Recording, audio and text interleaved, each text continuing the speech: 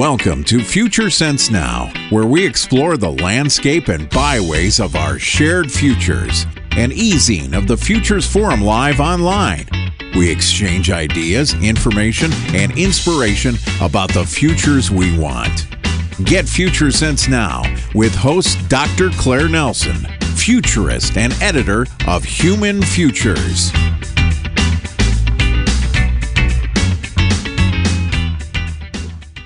Greetings and welcome to Future Sense Now, an online magazine of the Futures Forum. We are live, we are Futures Forum Live, and we're doing a special podcast this February 2020, the year of plenty for Black History Month. We're going to be having conversation on the future history of Black America. Specifically, I want to examine how Blacks in America might fare in the year 2030 and beyond. Why 2030? Well, 2030 is considered a pull year, with members of the United Nations around the world setting 17 goals, the Sustainable Development Goals, by which people, countries, communities should be thinking about creating a more flourishing future for our shared humanity.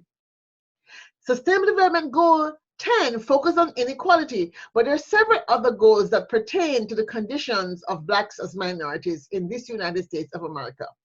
So what might the future look like for Blacks in America? Today I turn to Dr. Karen Maxfield Lunkin, who is known as the Right Remedy Coach. She is known as an educator, a former teacher, school principal, educational entrepreneur with over 25 years of experience.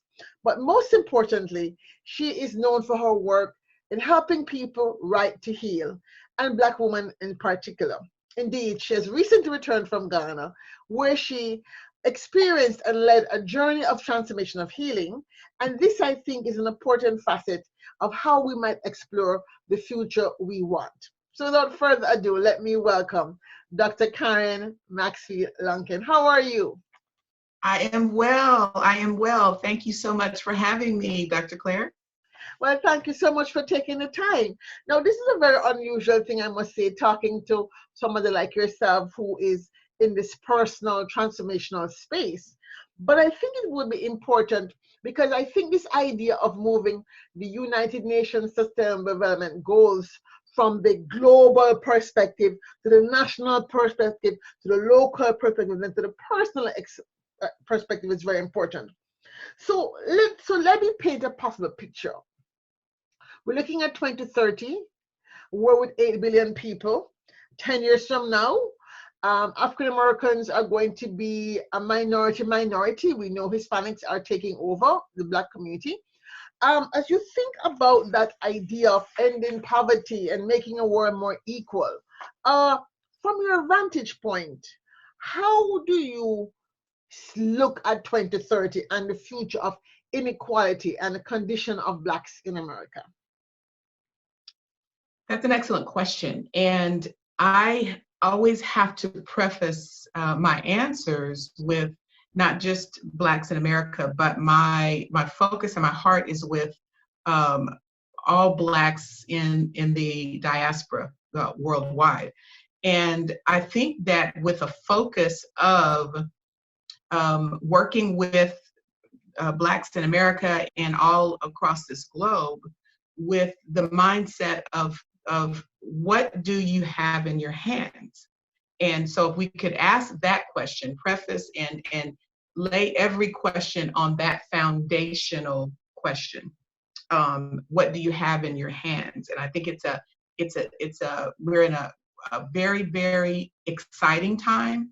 It's a dangerous time. And I can explain what I mean by that later. Yes, I like you. When you say danger, because I'm looking at 2030, and we know the United Nations has very bold vision of how we can make life better for more people. But here in America, which is, let's say, a gateway for many people from the diaspora, like myself, we are not seeing necessarily a sense of hope that America's future, certainly our future of Blacks in America, will be different in 10 years. And so I want to use a very futurist perspective, and I want you to jump into 2030 and say, if we look at it from an asset base, like what you're saying, what do we have in your hand? What are the assets we have? What are you seeing emerging, given the assets we have right now? Where I was headed earlier, and I'll extend that, is that if we come from that mindset of what we already have in our hands, right? I believe that it elevates the thinking to a different level, right? And so if we can focus, as you term it, assets based, if we can focus it on that and not just what we can do or what other people can do and bring to us, but from that standpoint of what do I already have, that elevates the mind, it elevates the thinking to a different place. And it's a place of hope.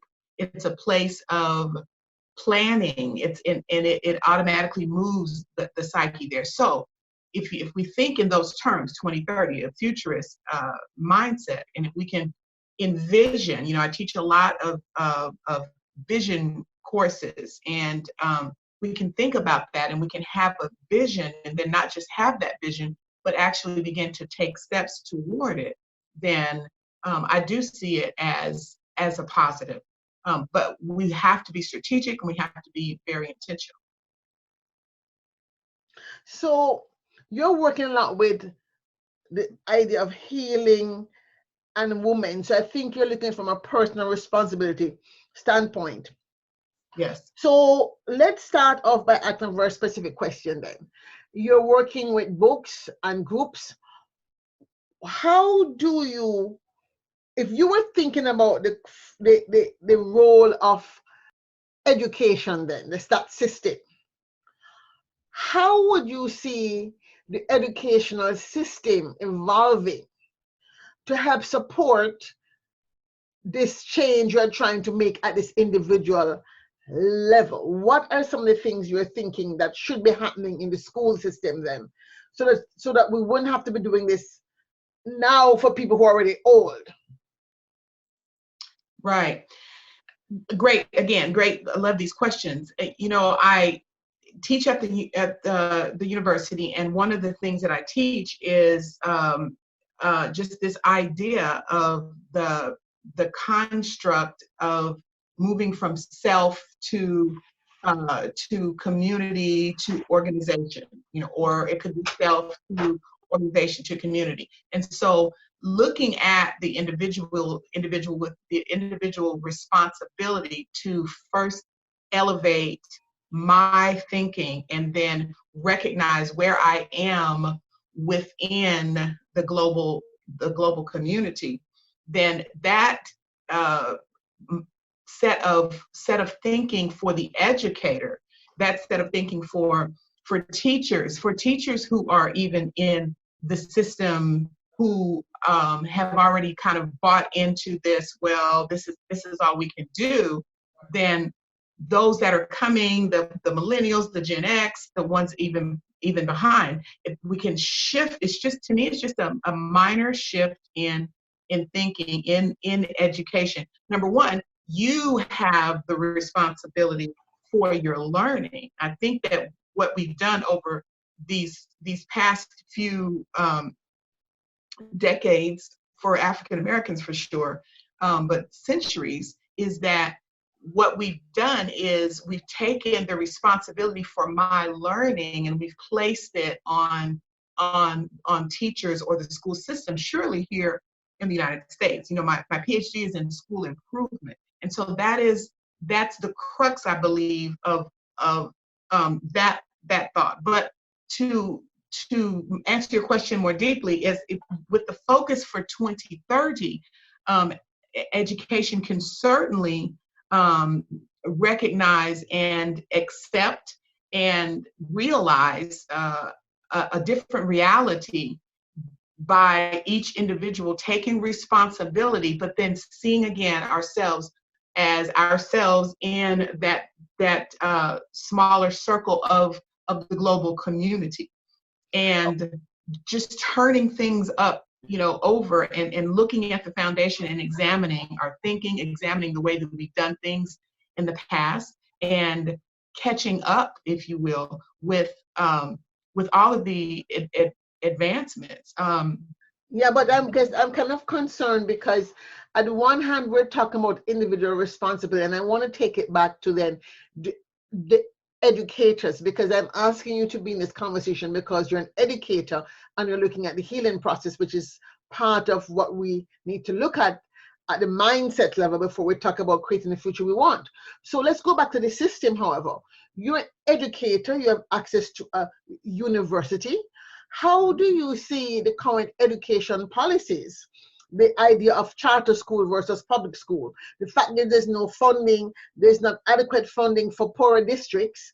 How do you see the future emerging in a way, or you're being able to use whatever, as you say, assets you have in your hand? You do have an asset to begin to change that system, to begin to educate educators who are educating, let's say, children and working with parents, to begin to have this mindset shift that you're talking about. Yes, and that again goes along with what I was saying, just examining our lines of thinking as they are right now. And yes, that's a longstanding debate, the charter school versus the public school, and it's all public policy, right? So there is a need for us to become more involved. The personal is political, so we've got to become more involved and perhaps in community circles where we're coming together and having discussions and understanding the political system and as it relates to education. So to me, that's the basis of it. We've got to understand where we stand as political animals first. And once we do that, once we realize that, then this whole conversation, the debate, realizing that we are the ones that have the ownership of that.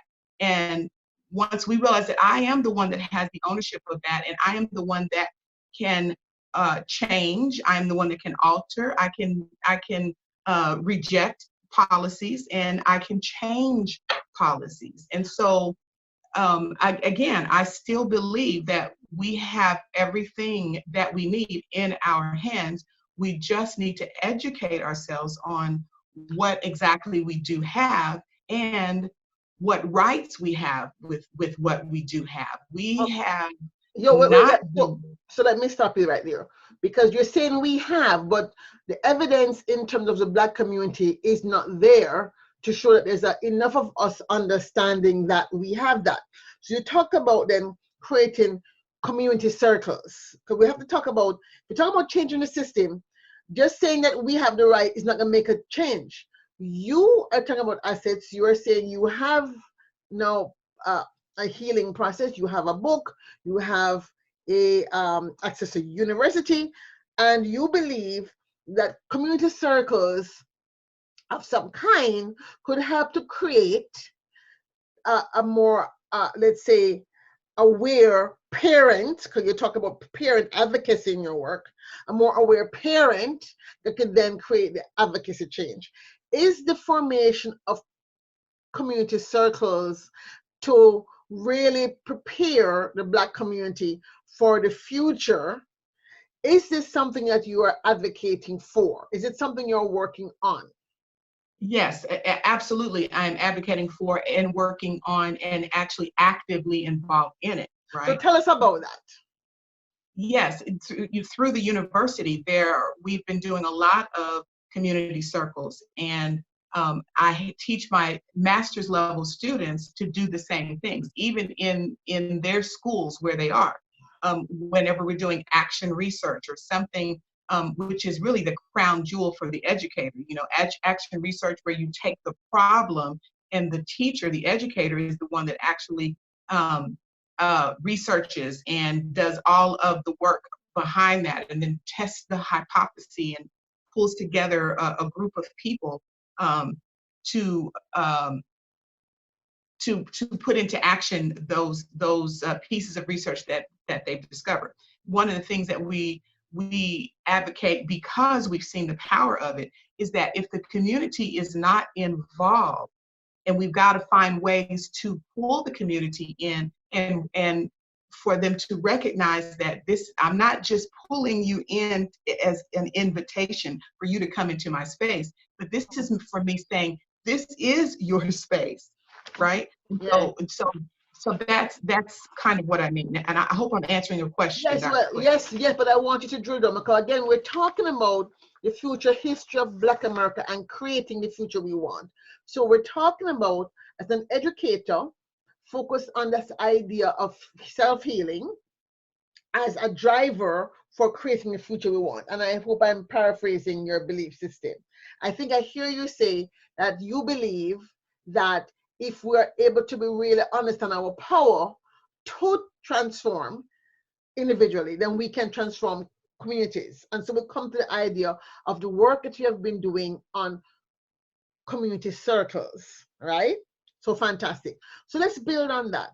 So when you think about the community circles that you're doing now, how do you see them growing, expanding, being replicated? How are you seeing this test that you're doing in a small part of Austin being replicated across Texas and across America? How would you propose, I'm asking the question in different ways, how would you propose that you help others create this sort of empowering space in order to get this to this more prosperous future that we're hopefully trying to create? Again, I think that what we do with the community circles, and it has different names. You know, I shared with you, or maybe I didn't on the bio, just returning from Ghana. And one of the things that we did a business entrepreneur, I call it edupreneur exchange summit. There were 420 people there. 5 of the women that were with me on my team that are going to be authors for the African Roots Healing Project, we did the presentations for it. And from there were so many connections made, so many invitations given from both sides, right? And so that model, if you will, is the same thing that I believe needs to be done. See, we've got to start opening up those creative ways to communicate, those creative ways to collaborate, if we're going to see the future of African Americans as it relates to education in so many areas, but certainly I believe that education is one of the bases. And so there's just a synergy that takes place, Dr. Claire, and when you're in part of one of those community circles, entrepreneurial meetings, and there's a level of energy that is different, right? Because we're looking into the future, and we're envisioning something that can be, and opening discussions in areas of ways and issues that we have not discussed before. So let me ask you, go back to the question. When you look at Austin, let's take it back to the microcosm of Austin. When you look at Austin, is there a part of Austin where you think specifically that the Black community in Austin is, let's say, in a disadvantaged position? Well, of course. I mean, okay. So if there's such a place, and you're saying, okay, the statistics in this area in terms of school leaving, school participation, the school itself, parent participation, look a particular way. I am trying to get at a sense of, if you're looking at creating this future right there in Austin where you are, right? And you're doing this experimentation with community circles, and the education system is the one that you have the most power in, with, and over at this current time. How would you see this mechanism of creating these circles of learning, self-learning, self-engagement, self-empowerment, being put into practice in this particular area now that I want you to think about, to create a 2030 that looks different? So that that the work you're doing is, yes, it's individual, but I guess I'm asking you to help me think through, how would that work you're doing really help make a change that could be measurable, that you could measure that impact. Because a lot of us are doing a lot of good work, but we're not really looking at it from a systems perspective. So because you're in Austin and because you have power in Austin, right? And you have the power to work with people and create these circles in Austin, do you see that this future in education, a sector where you're well known, well recognized, could be transformed because of what you have been discovering and researching in the use of these circle powers or powers of circles or whatever? Yeah. Well, and again, there are different names, right? But I do see the power in it. In fact, and it is obviously, and I'm sure you understand, more complex than that, right? There's been a great level of gentrification here in Austin, where many African Americans have moved out of East Austin, and it has been completely transformed into something completely different. You know, the housing is not affordable for many people who were there for many years. One of the things that I'm advocating and what I'm trying to drive home, Dr. Claire, is this. We have not been good with just talking about it, just talking about race, just talking about our future. I mean, there's things that are happening in the news right now, and we have not done a good job of just talking about it. So my answer to your question is that these community circles, any type of creative consultation, if you will, where people are invited in to share their ideas, share their thoughts, to be heard, to me, there is the magic. And so that people begin to see, I'm not the one with the power. You are the one with the power. The power is already here. So that's what I mean. So it's not necessarily just a monetary or a physical asset. No, I understand that. I understand that. I'm going to stop you because I want you to focus on my question. You already know how to convene these circles, right? You said you're doing it. So my question is, have you thought about a systematic way of doing that across Austin in a way to really have a nucleus of people now transformed and ready to advocate for their future that they want? Because in other words, if I am talking to people about, let's say, in Jamaica or Ghana or even here in Washington, D.C., and I said, okay, my God, we don't have enough of us thinking this way, and I want to find a technology, a technique, and I say to you, can you come and teach us how to do this?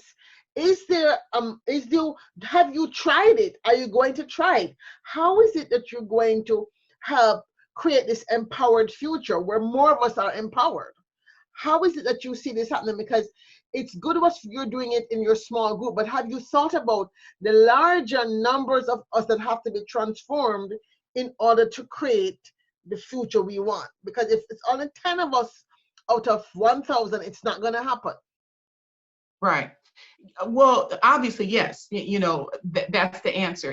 And I was saying earlier that there is a synergy that takes place, right, from the community circle. So yes, I understand what you're saying about creating systems and then systems being put into place.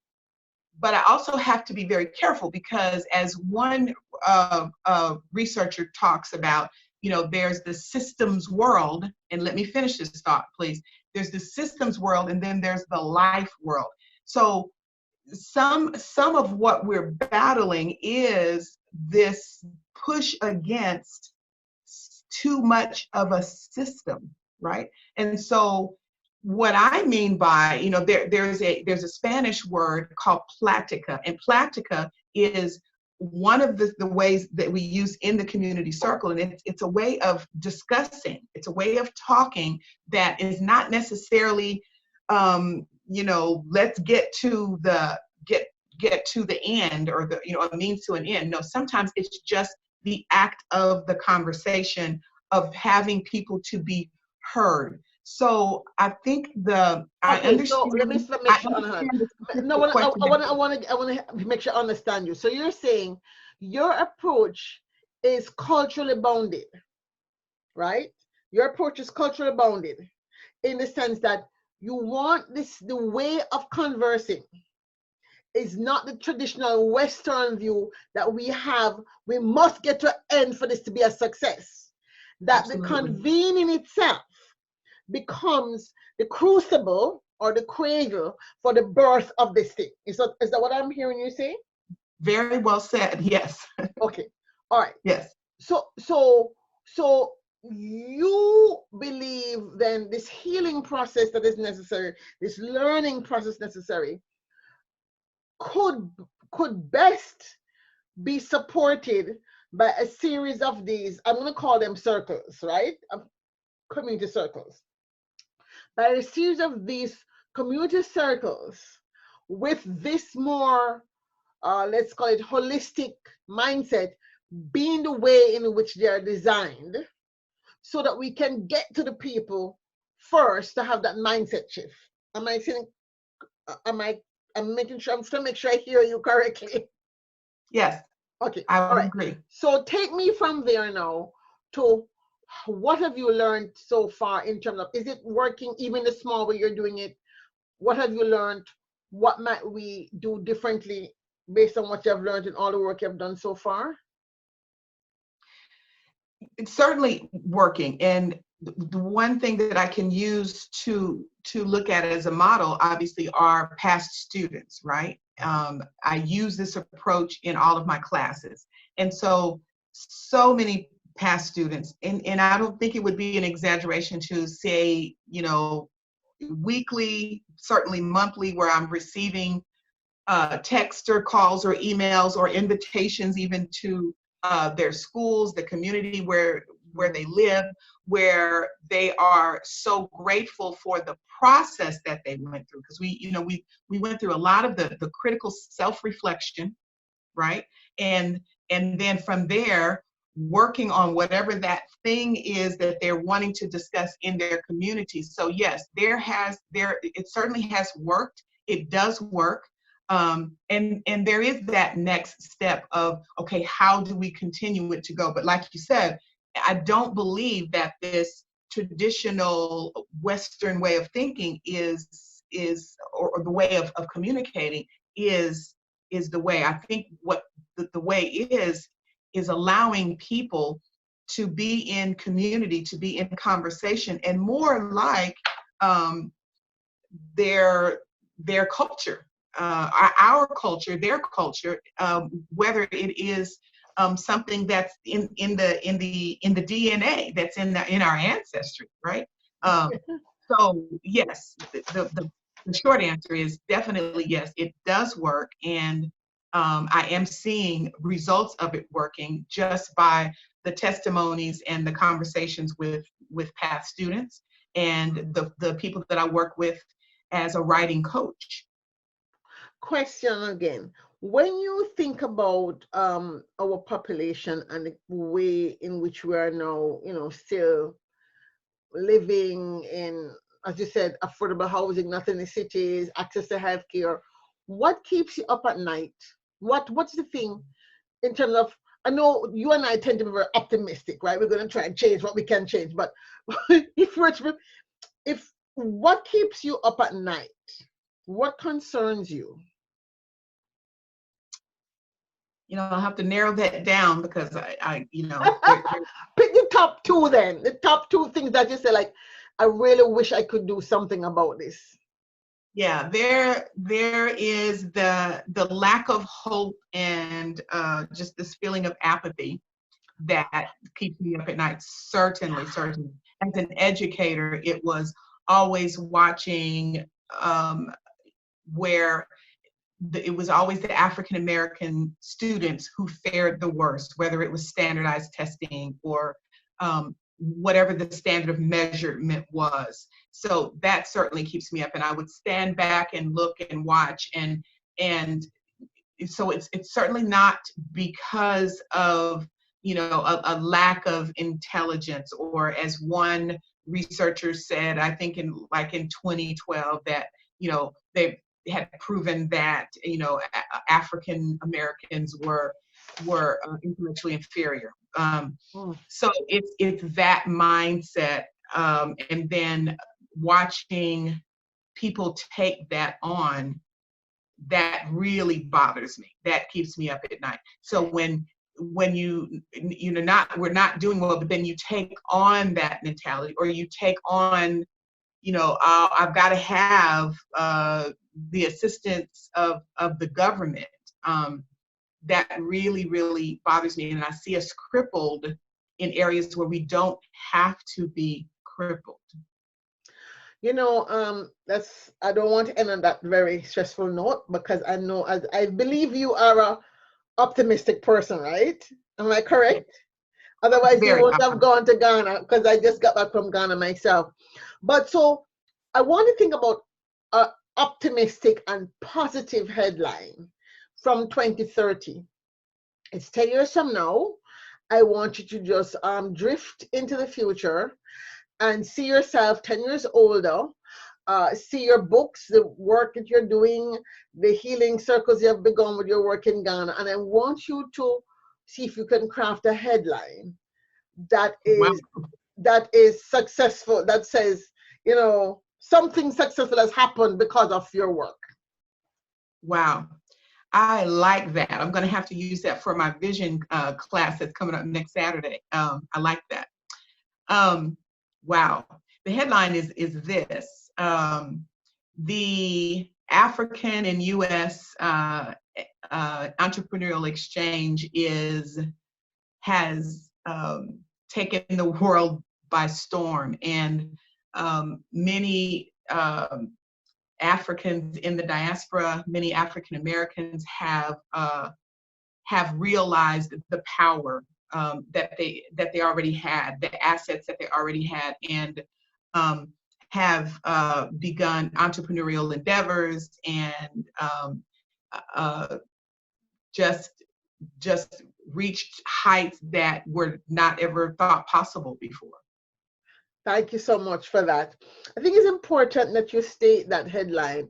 And as you do your work in Ghana, I would suggest as a futurist that you will want to actually flesh that out as a real headline and really begin to see how you get to that vision you want. Because all of us who are scrambling to create the future we want, the 2030, that is certainly more flourishing. It will not be perfect, it will not be a utopia, but certainly more flourishing than what it is today. All of us would like to see that our effort is not going to fail. I just want to say thank you so much for taking your time out of your busy schedule, Dr. Karen, to participate.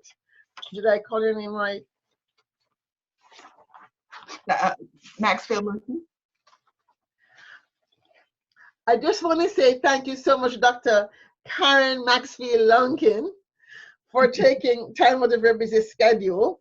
Again, she's known as the writer coach. Those of you who want help with writing your books, the right remedy coach, to want help with your book, she's about teaching us how to write yourself into healing and empowerment.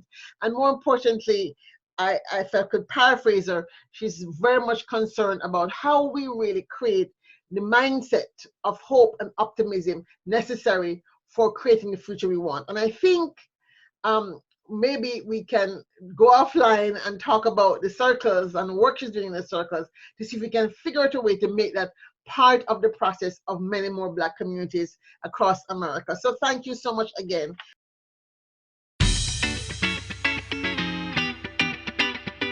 Thank you for listening to Future Sense Now with Dr. Claire Nelson.